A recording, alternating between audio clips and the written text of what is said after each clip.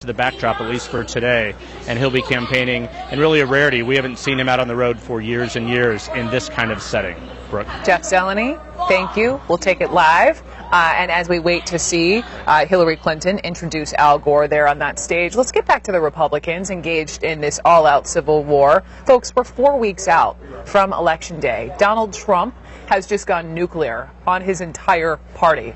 It all started with this Twitter attack against this man, House Speaker Paul Ryan. Trump calling him weak, calling him ineffective, presumably because Speaker Ryan refused to defend him after the release of that hot mic video. But Trump's rapid-fire Twitter jabs quickly snowballed into an all-out assault, not just on Speaker Ryan, on the entire Republican Party.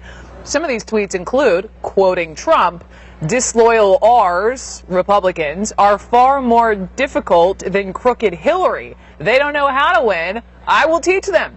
Let's go to our panel. CNN political commentator Carl Bernstein, who also wrote the Clinton biography, Woman in Charge, our chief political analyst Gloria Borger, and senior political reporter Nia Malika Henderson. Gloria, let me begin with you.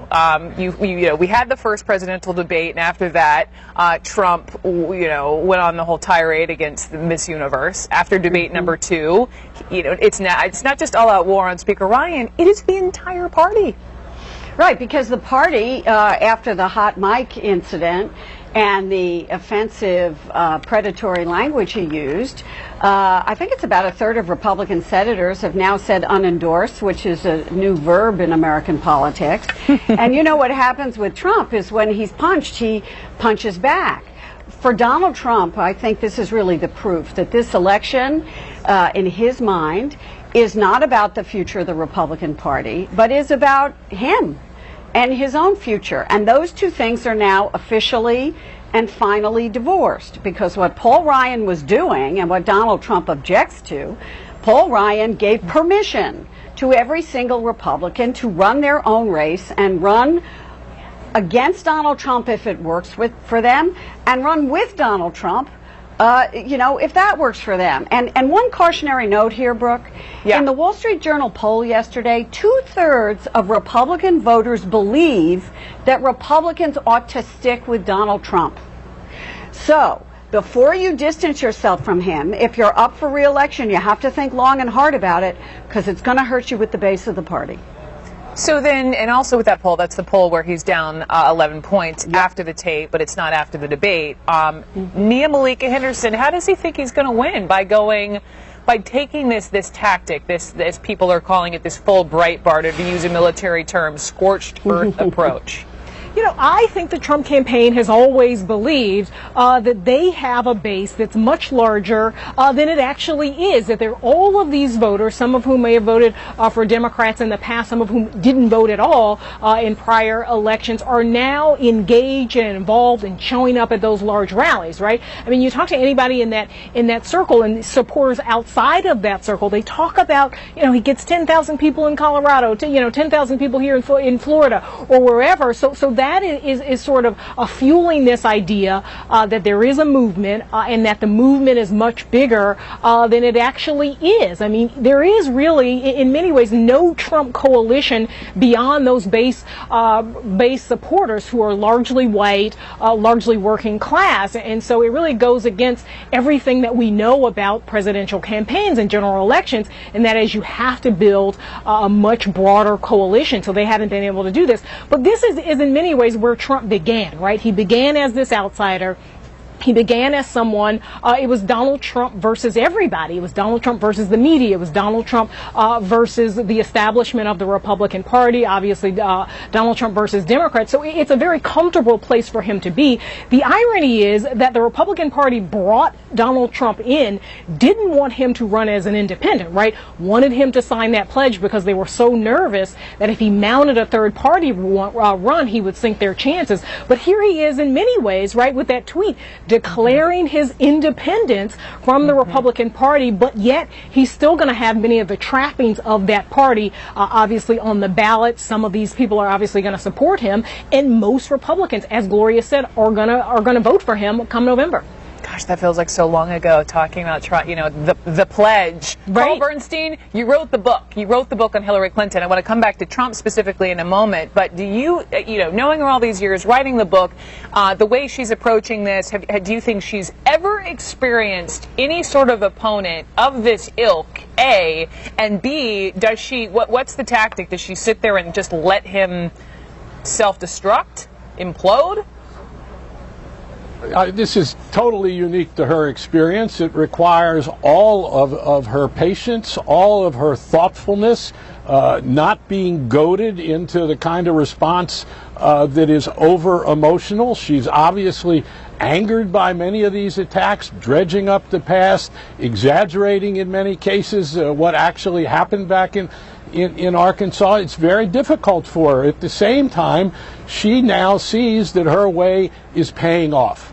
She is finally pulling ahead of Donald Trump and his antics, and she's also talking about how she would govern, which in the current situation with the Republican Party will help encourage more Republicans, it's her thought, to come over, and independents, to come over to her, and it seems to be working. Her message now is about governance and including Republicans in the tent that she hopes to build.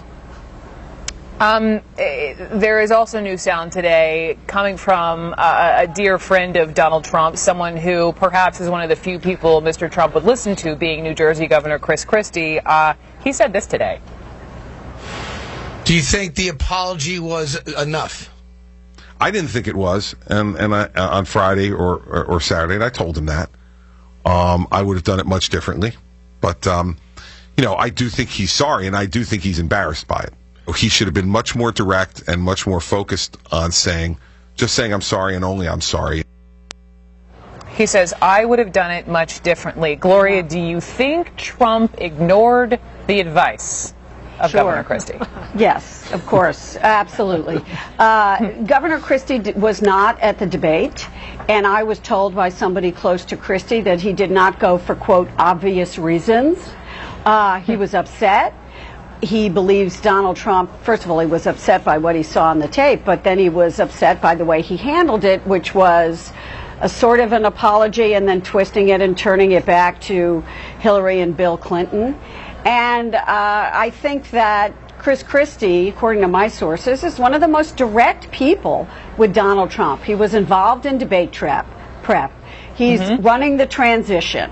He was there from day one. He's been one of his earliest supporters. He shocked the Republican Party when he came out and endorsed him.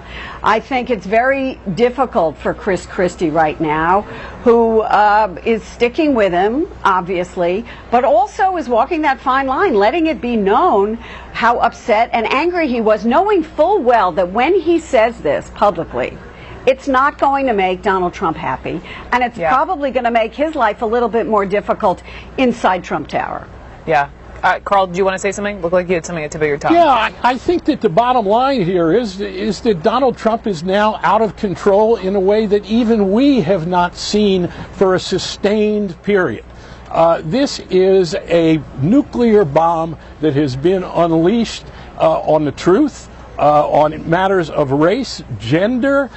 We've never seen anything in our politics like this, and we are watching an unhinged candidate. It is, every man for himself out there right now in terms of the Republicans and how to deal with this. And you have to wonder, and I'm fascinated by what Gloria has to say about this, what took the Republicans so long to realize who the hell they were dealing with? Well, George I think one of the things was he started to lose, right? I mean, it was one thing to stick by Donald Trump when he seemed to be pretty close in those polls, as he was before that first debate. But when you started to see that performance, the first debate, and him really slip behind in the polls, it made sense, I think, for these Republicans to jump ship. I also think there's so much positioning for 2020 right now, and part of that positioning has to do how you handle Donald Trump. I think you fast forward to 2020. even if Donald Trump wins, you could still see a slew of Republicans, and many of the same Republicans that all have already run in this go-round run again. You could see another field of 12 to 15 people who need to right now figure out what their political identity is vis-a-vis Donald Trump. And wondering if Ted Cruz was like, ugh, if I just wait one more week. Yeah. Go ahead, Gloria, quickly. Well, George Will wrote a terrific column in the Washington Post today about this. And, George Will is conservative. He's left the Republican Party as a result. He left the day after Paul Ryan endorsed Donald Trump.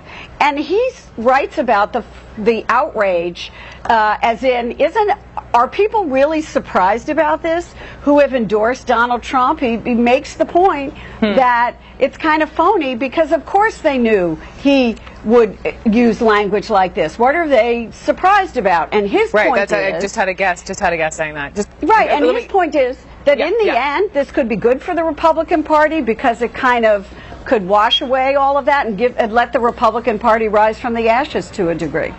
Let me hit pause on the conversation. Please, all of you stand by because any moment now we're watching and waiting for former Vice President, Democratic candidate for President Al Gore to appear there with Hillary Clinton. We'll take it live. Also, is the Republican-controlled House of Representatives now up for grabs? Top Dem Nancy Pelosi making a bold prediction about what would happen if the election were to be held today.